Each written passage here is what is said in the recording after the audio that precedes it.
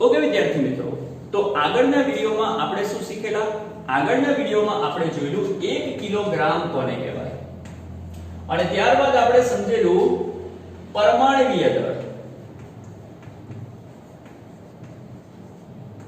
અને એ પરમાણ્વીય દળમાં આપણે માહિતી મેળવેલી એટોમિક માસ યુનિટની.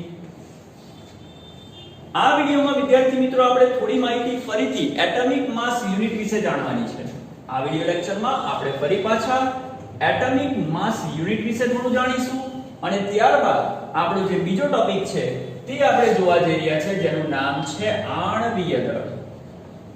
તો વિદ્યાર્થી મિત્રો, આ વિડિયો લેક્ચરમાં તમે લોકો જોવા જઈ રહ્યા છો ફરી પાછી એટોમિક માસ યુનિટની થોડી એક્સ્ટ્રા માહિતી અને આણ્વીય દળ શું છે તેના વિશેની માહિતી. સાથે સાથે આ વિડિયો લેક્ચરમાં આપણે આણ્વીય દળની કેટલીક ગણતરી પણ કરતા શીખીશું. તો સ્ટાર્ટ કરીએ છીએ આપણો બીજો લેક્ચર, આણ્વીય દળ અને એએમયુ ની થોડી એક્સ્ટ્રા માહિતી. ઓકે સ્ટુડન્ટ્સ, તો હવે આપણે આગળ વધીએ છીએ. તો મેઈન પોઈન્ટ ઉપર આવીએ છીએ હવે પાછા. ચાલો, હવે આમાંથી તમારે જે મેઈન યાદ રાખવાનું છે તે ઓકે. હવે મેઈન શું યાદ રાખવાનું છે તમારે કે 1 એએમયુ બરાબર આટલા ગ્રામ થાય.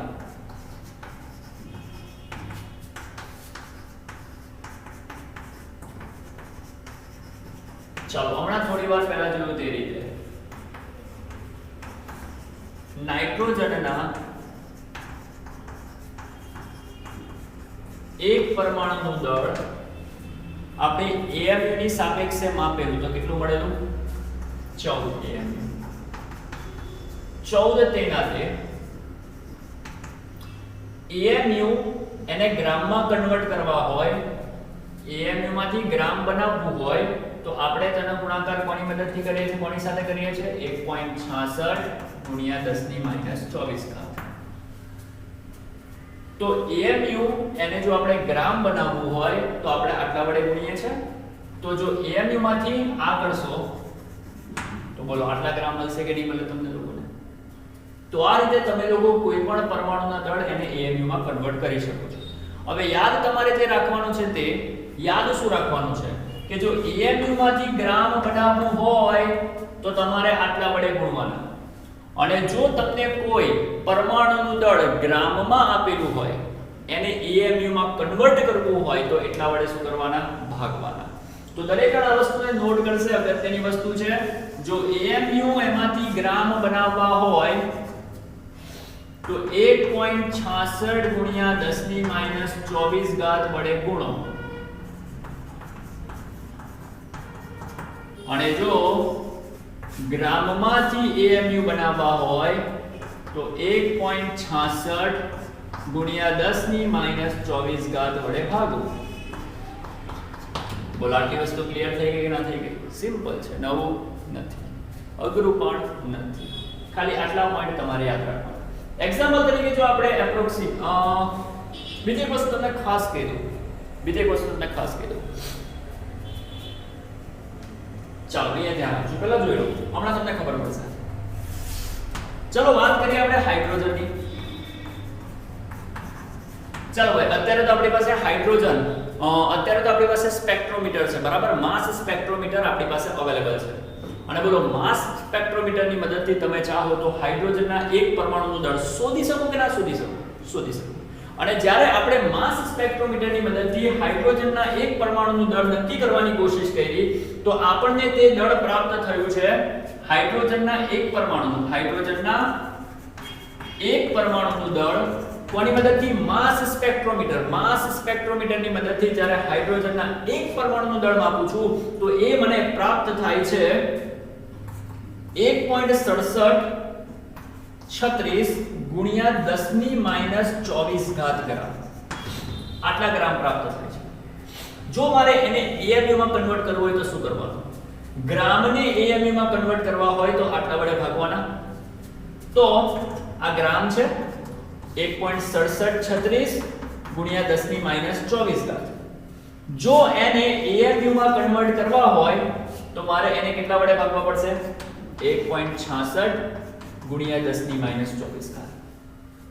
અને જો તમે આવેનો ગુણોત્તર લેશો તો તમને એપ્રોક્સિમેટ જવાબ જે મળશે તે હશે 1.0078 AMU. અને બોલો આને તમે શોર્ટમાં 1.008 AMU પણ કહી શકો કે ના કહી શકો. અને એને જ તમે ચાહો તો લખી શકો 1 AMU કહેવાય કે ના કહેવાય. એટલે આની આગળ જે વિડિયો હતો એની અંદર મેં છેલ્લે લાસ્ટમાં કીધેલું કે હાઇડ્રોજન પરમાણુનું દળ આપણે 1 AMU લઈએ છીએ. કેમ 1 AMU લઈએ છીએ? વાસ્તવમાં 1 AMU નથી, તો એપ્રોક્સિમેટ છે. સરળતા ખાતર આપણે 1 AMU બોલીએ, પણ વાસ્તવમાં જોવા જાવ તો 1.008 મળે છે. એ પણ નથી મળતો, 1.0078 મળે છે. સમજ પડી કે ના પડી? તો આ રીતે પરમાણુનું દળ નક્કી થાય. જે રીતે હાઇડ્રોજનના એક પરમાણુનું દળ ગ્રામમાં શોધ્યું એના પરથી AMU માં શોધ્યું, એવી રીતે ઓક્સિજનના પરમાણુનું દળ પણ શોધી શકો. માસ સ્પેક્ટ્રોમીટર લેવાનું, એની મદદથી ઓક્સિજનના એક પરમાણુનું દળ માપવાનું, અને જે દળ ગ્રામમાં મળે એના ભાગ્યા 1.66 × 10⁻²4 કરવાના. તો બોલો ઓક્સિજનનું દળ એ પણ તમે AMU માં શોધી શકો. પણ તમે કહેશો કે સાહેબ થોડીવાર પહેલા તો તમે કીધેલું કે ઓક્સિજનનું AMU માં દળ કેટલું?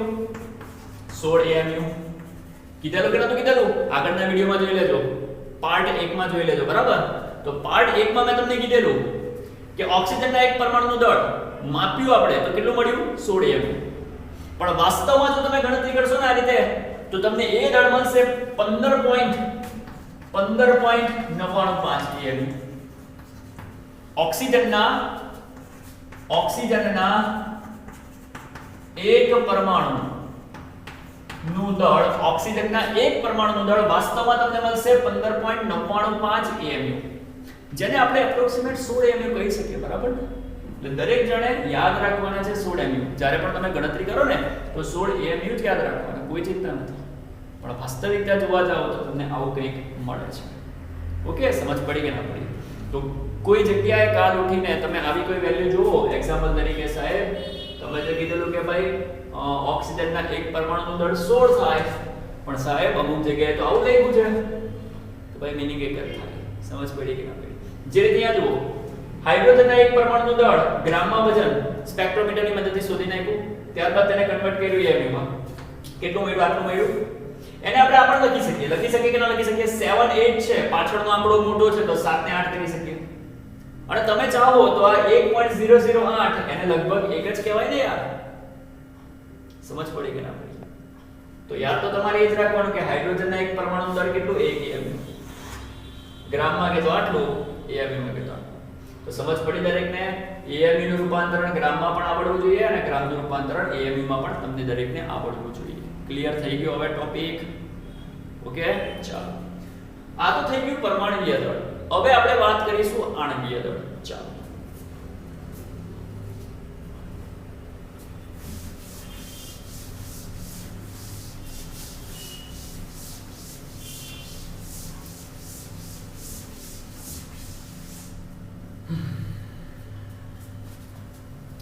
હેડિંગ લગાડીશું આણ્વીય દળ.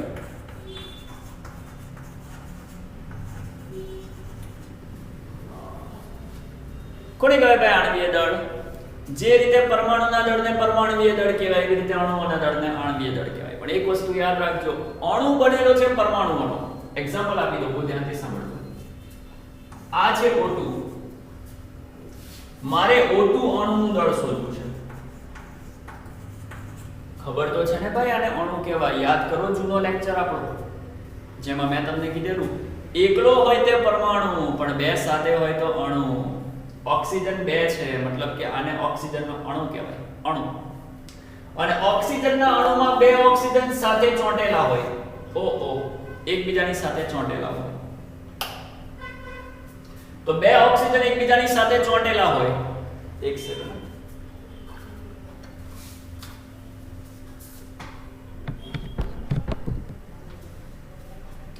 તો ધ્યાનથી સાંભળજો. ઓક્સિજનના અણુમાં બે ઓક્સિજન એકબીજાની સાથે જોડાયેલા હોય. હમણાં જ આપણે જોઈ ગયા ઓક્સિજનના એક પરમાણુનું દળ કેટલું હતું? 16 AMU. એકનું દળ 16 AMU તો બેનું દળ કેટલું? 32 AMU.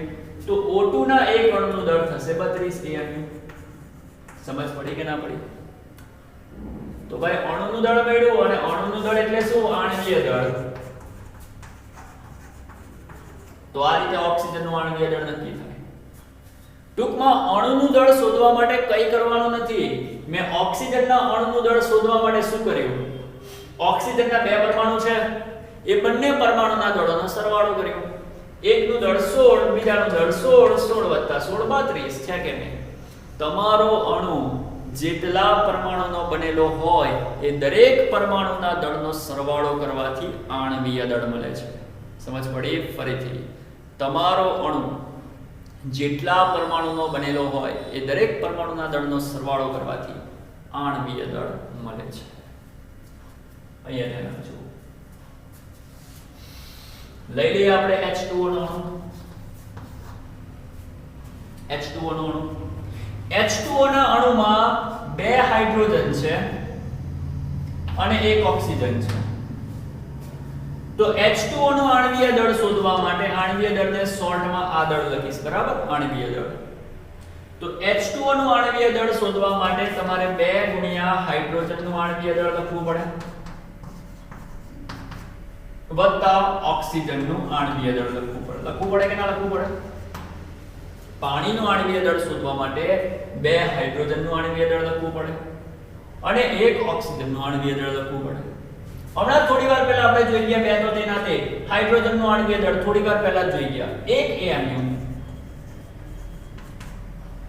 અને ઓક્સિજનનું આણ્વીય દળ 16 AMU.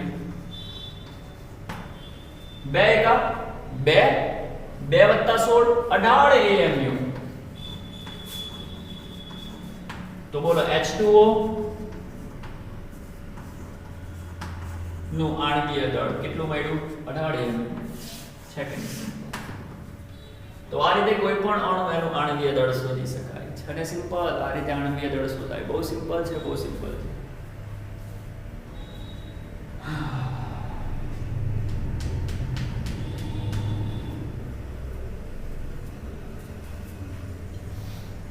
બીજી એક વસ્તુ તમને કહી દઉં.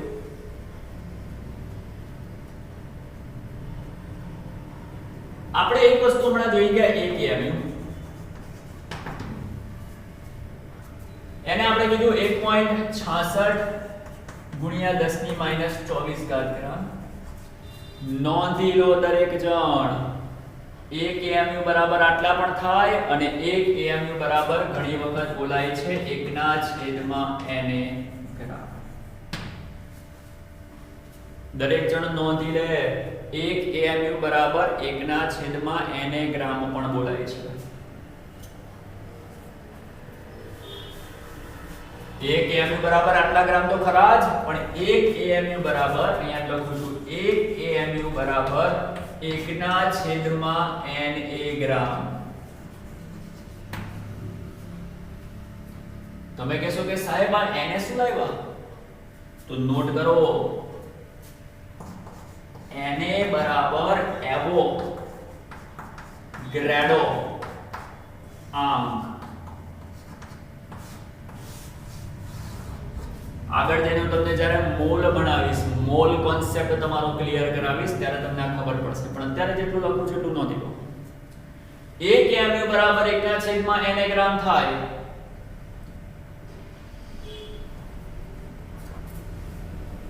મને કેન્સલ થઈ ગયું.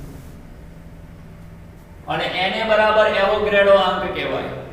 અને એવોગ્રેડો અંક એની એક વેલ્યુ છે, નોંધી લેજો.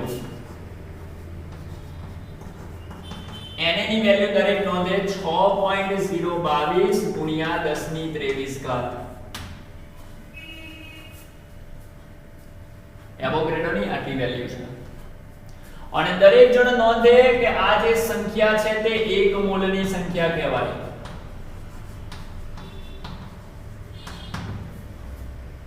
મોલ એ દ્રવ્યના જથ્થાનો એકમ છે. ફિઝિક્સમાં જોઈ લો, કેમિસ્ટ્રીમાં પણ જોઈ લો, ખબર છે ને? ભૌતિક રાશિ છે ને 7 મૂળભૂત રાશિ, એમાંની એક રાશિ છે મોલ. મોલ એ દ્રવ્યનો જથ્થો દર્શાવે અને 1 મોલમાં કેટલા પરમાણુ હોય? 1 મોલની અંદર આટલા પરમાણુ હોય. ટૂંકમાં 1 મોલની સંખ્યા આ છે. ઓકે, ટૂંકમાં Na એ મોલને પ્રેઝન્ટ કરે. કોને પ્રેઝન્ટ કરે? મોલને. હવે અહીંયા જુઓ 1 AMU બરાબર આટલા ગ્રામ. 1 AMU બરાબર 1/NA ગ્રામ. ધ્યાનથી જોજો. આ ગ્રામ ક્યાં ગણાય? અંશમાં ગણાય. અને એને ક્યાં ગણાય? છેદમાં ગણાય. અને એને કોને પ્રેઝન્ટ કરે? મોલને પ્રેઝન્ટ કરે.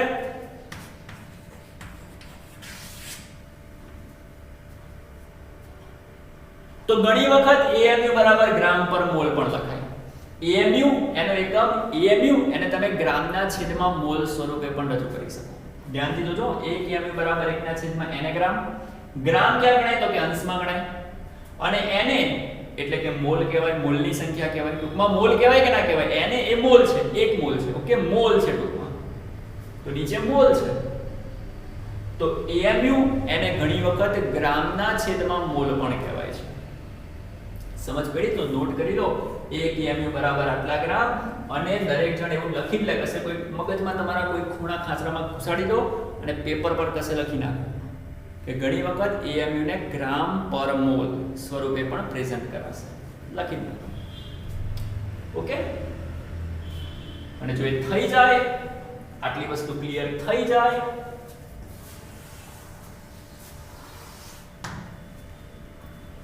એટલે ફરી પાછા આપણા ટોપિક પર આવી જાઓ. ઓક્સિજનનું દળ શોધવા માટે તેના બે પરમાણુનો સરવાળો કર્યો. પાણીનું દળ શોધવા માટે તેમાં જેટલા પરમાણુ છે દરેકનો સરવાળો કર્યો. અહીંયા પણ આવી જશે. AMU એને ગ્રામ પર મોલ કહેવાય કે ના કહેવાય? તો હું ચાહું તો લખી શકું 18 ગ્રામ પર મોલ. તો પાણીનો આણ્વીય દળ 18 AMU અથવા તો 18 ગ્રામ પર મોલ. ક્લિયર થયું? નોટ કરી લો. ઓકે, આગળ વધીએ.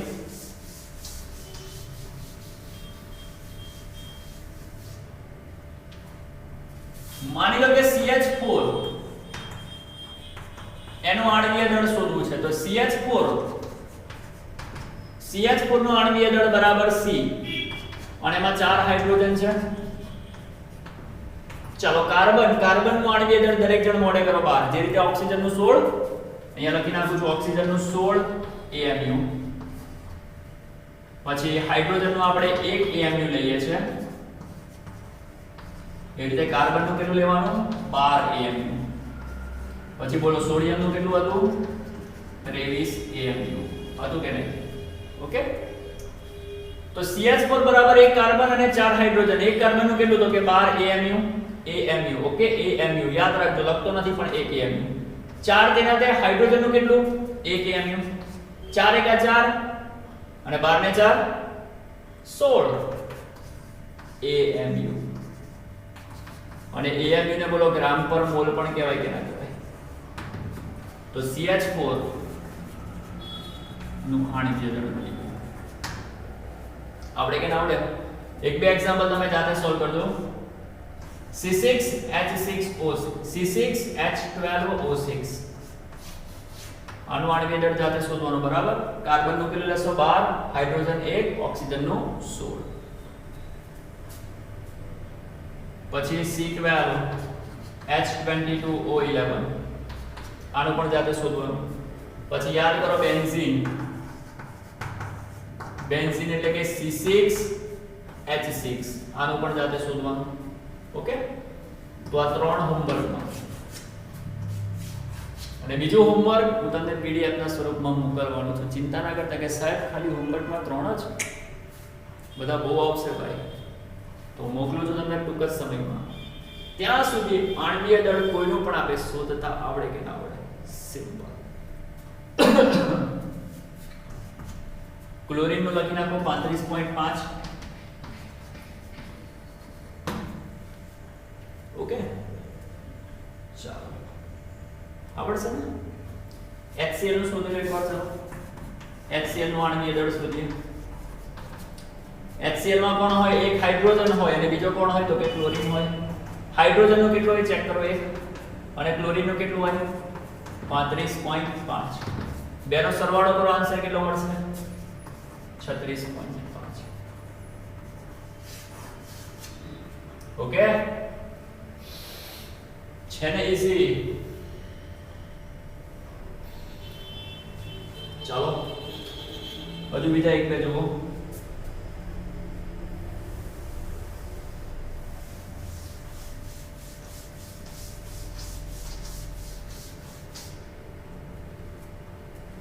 NaOH. NaOH નો આણ્વિક દળ કેવી રીતે શોધવાનો? Na માં એક તો Na હોય, એક O હોય અને એક H હોય. Na કેટલા 23? Na યાદ છે ને, મેં તમને આજે જ કીધું 23U અથવા તો 23 AMU. અને ઓક્સિજન કેટલા 16, હાઇડ્રોજન કેટલા 1. 24 ને 16 કેટલા થાય 40. AMU એટલે કે ગ્રામ પર મોલ પણ કહેવાય કે ના કહેવાય? ઓકે, તો આટલી વસ્તુ રાખો, ઇનફ છે. હજુ બીજા તમને લોકોને પ્રેક્ટિસ કરવા માટે મોકલીશ. ઓકે, તો ફટાફટ આટલી વસ્તુને ચેક કરી લો.